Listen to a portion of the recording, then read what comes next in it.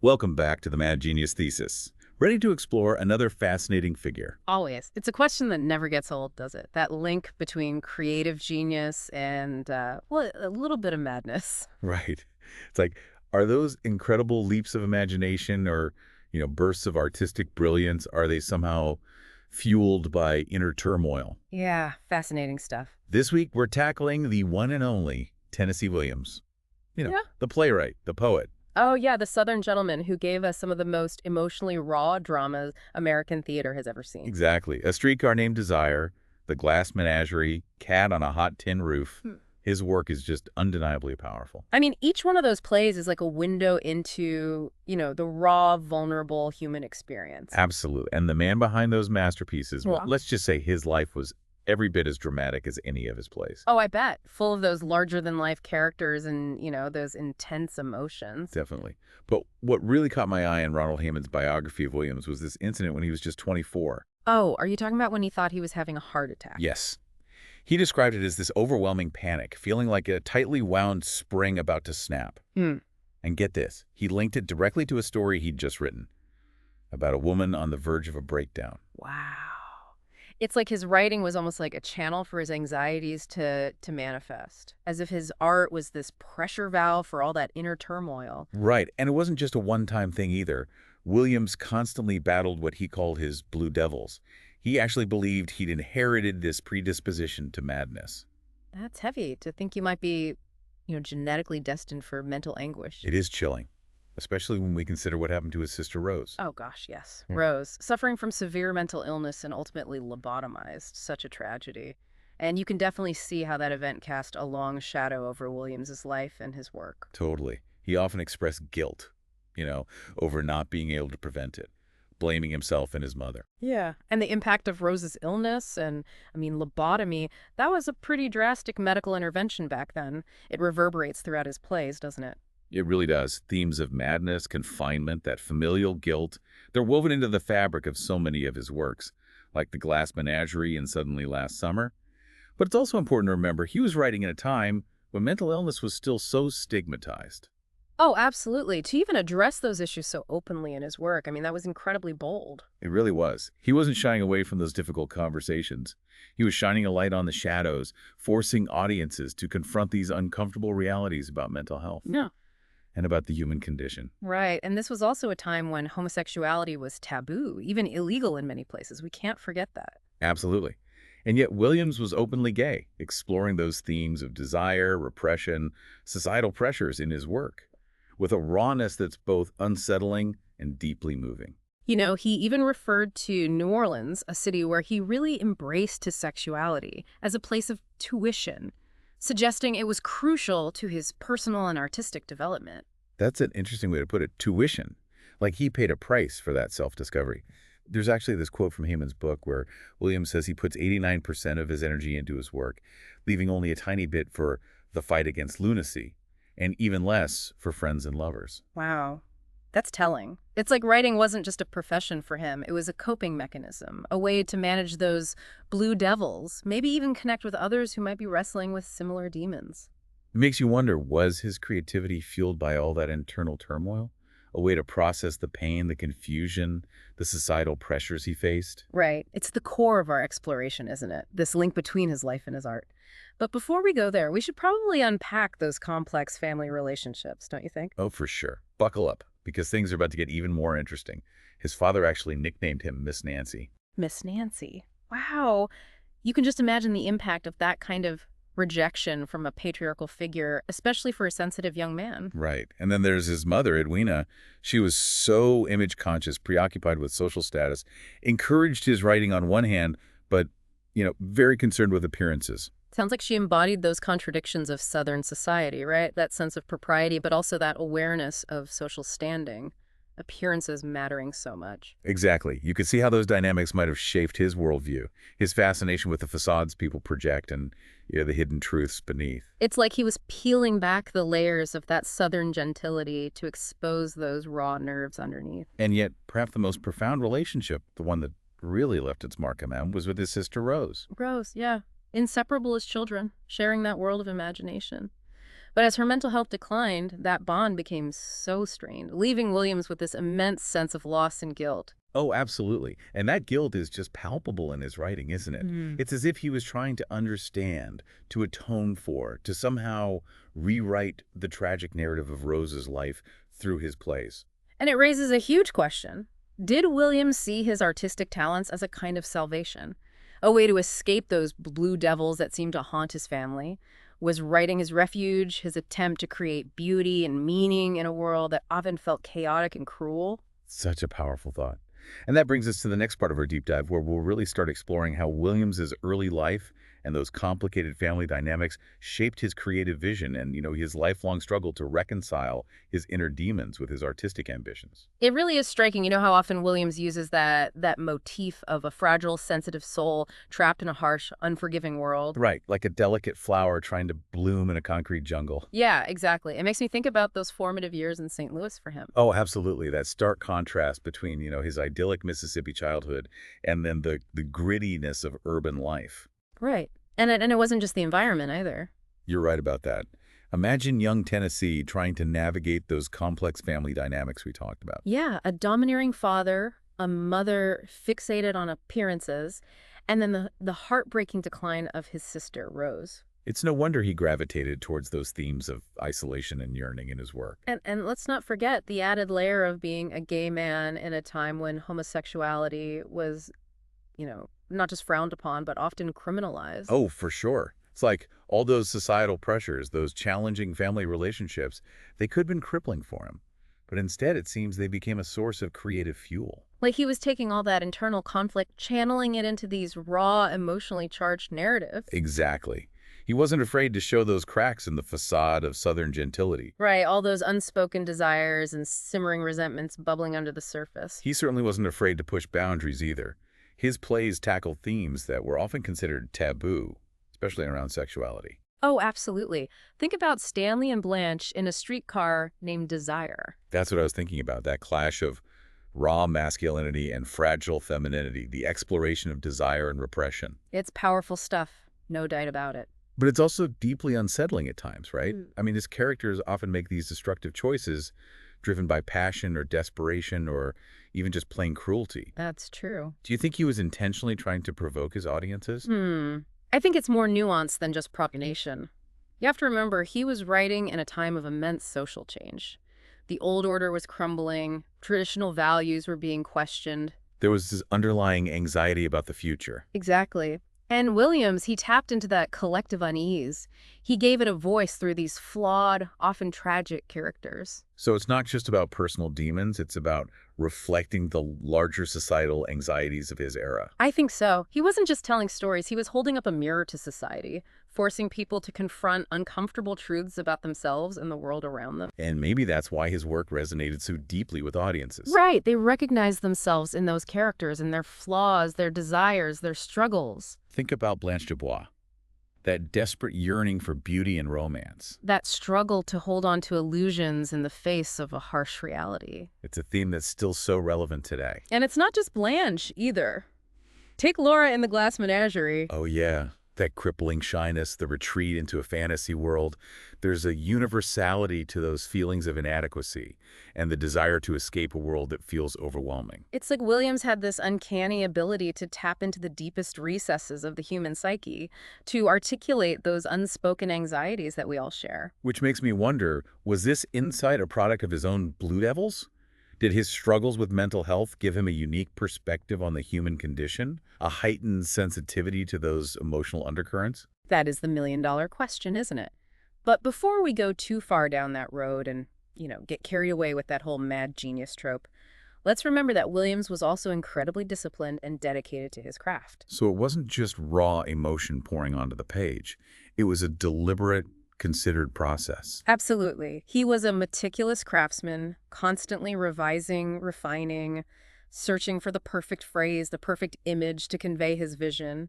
And he wasn't afraid to take risks either, to push the boundaries of theatrical convention. Oh, I totally agree with you. Think about his use of music, lighting, symbolism. He was constantly innovating, looking for new ways to express those complex emotions he was grappling with. Exactly. But even with all that success, the critical acclaim, the commercial triumphs, he still battled those inner demons. Those cycles of addiction and depression, it's a tragic reminder that talent doesn't always equal personal happiness. Right.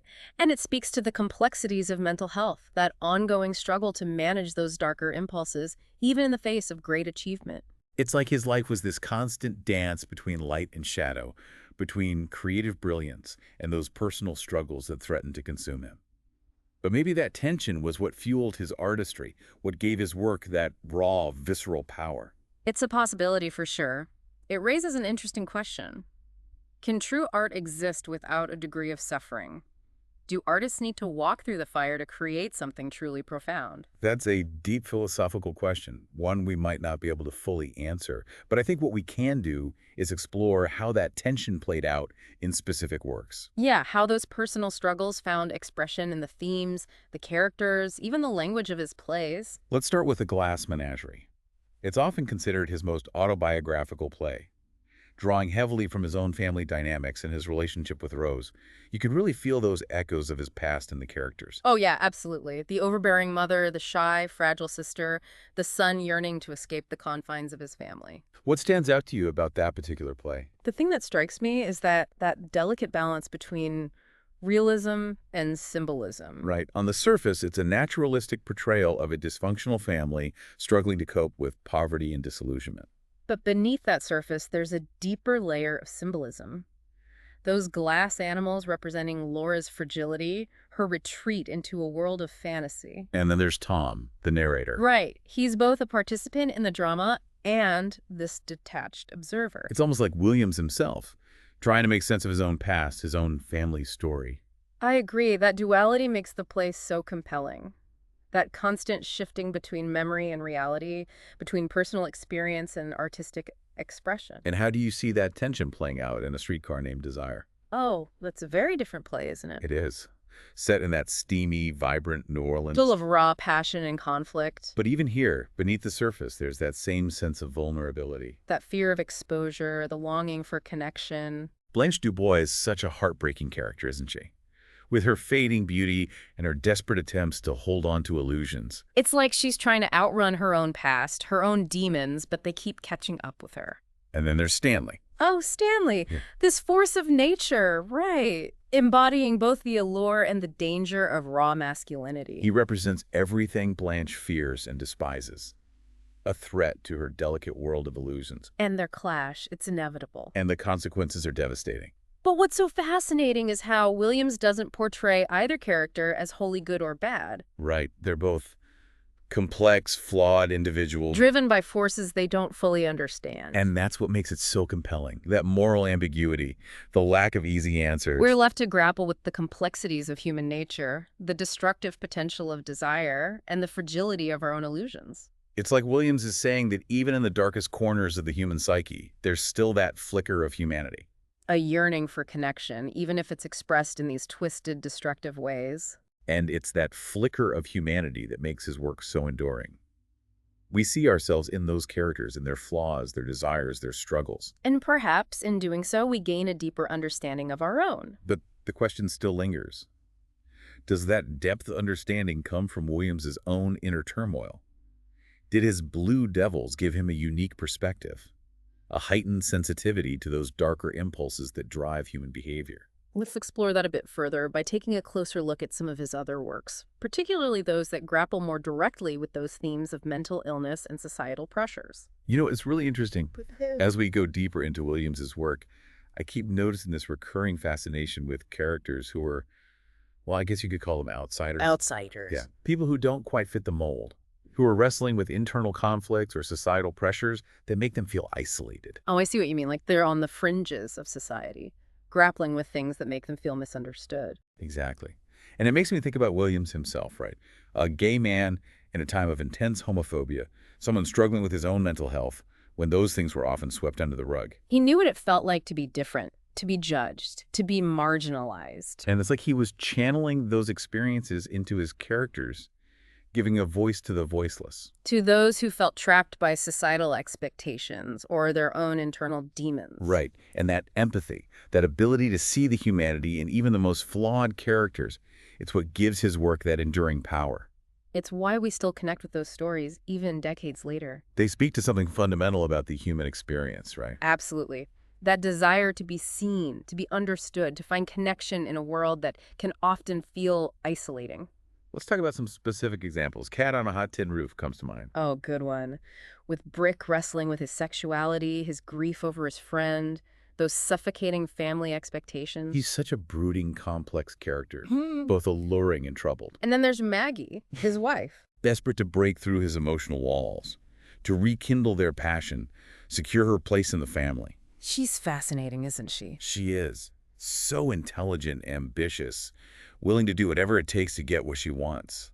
They're both trapped in this web of lies and illusions. Unable to confront the truth about themselves or each other. And that's what makes the play so compelling, right? It is.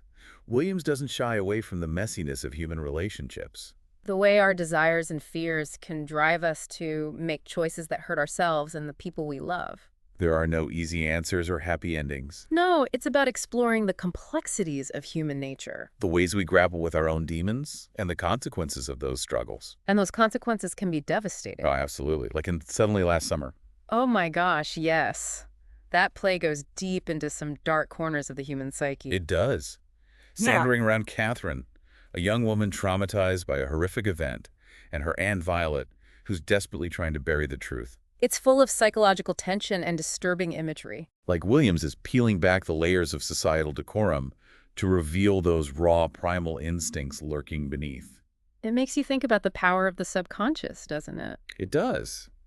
The way our past traumas can haunt us, shaping our perceptions and driving our behavior, even when we're not fully aware of their influence. It's almost like he's suggesting that we're all haunted in some way. By the ghosts of our past. Yeah, by the secrets we keep, the desires we repress. And that repression, it can have a profound impact on our mental and emotional well-being. Absolutely. Catherine's descent into madness, her fragmented memories, her distorted perceptions. It's like a metaphor for how we try to protect ourselves from painful truths. Even if it means fracturing our own sense of self. Right. That's a chilling thought. And it brings us back to Williams and his Blue Devils, doesn't it? Do you think his plays were his way of confronting those demons, trying to make sense of his own experiences? That's a tough one to answer, definitively. I mean, writing can be incredibly therapeutic. Oh, for sure. A way to process emotions, explore difficult subjects, and find meaning in the chaos. Right. And for someone like Williams, who was so attuned to the complexities of the human psyche, his plays may have served as a kind of personal exorcism. A way of externalizing his own inner turmoil. Exactly. But we also have to remember, art isn't always autobiographical. True. His plays are also works of fiction, crafted with intention and artistry. And a deep understanding of human nature. It's that blend of personal insight and creative vision that makes his work so powerful. He wasn't just telling his own story. He was tapping into something universal. Exploring themes that resonate with us all. Exactly. Regardless of our individual circumstances. And that universality, that ability to connect with audiences on a deeply emotional level. Yeah. That's what defines his legacy. Tennessee Williams may have been a troubled soul wrestling with his own demons, but he transformed those struggles into art that continues to move and inspire us. His plays challenge us to confront uncomfortable truths. About ourselves and the world around us. They encourage us to see the humanity in even the most flawed characters. And to appreciate the beauty and the fragility of the human spirit. And maybe, just maybe, they offer a glimmer of hope, a reminder that even in the darkest corners of human experience, there is still the possibility of connection, of understanding, of finding meaning and beauty amidst the chaos. I love that. And as we wrap up our deep dive into Tennessee Williams, I want to leave our listeners with a thought. Go explore his work for yourselves. Don't just read about it or rely on interpretations. To get those books? Yes. Immerse yourselves in his language, his characters, his world. See what resonates with you, what challenges you, what makes you uncomfortable. Because it's in those moments of discomfort when we're forced to confront our own assumptions and biases that we truly begin to learn and grow. Couldn't have said it better myself. And who knows, maybe you'll discover a bit of that mad genius within you. Thanks for joining us on this exploration of Tennessee Williams. And thank you for listening to the Mad Genius Thesis. We'll be back next week with another fascinating figure, another deep dive into the intersection of creativity and the human condition. Until then, keep those minds open and those creative fires burning.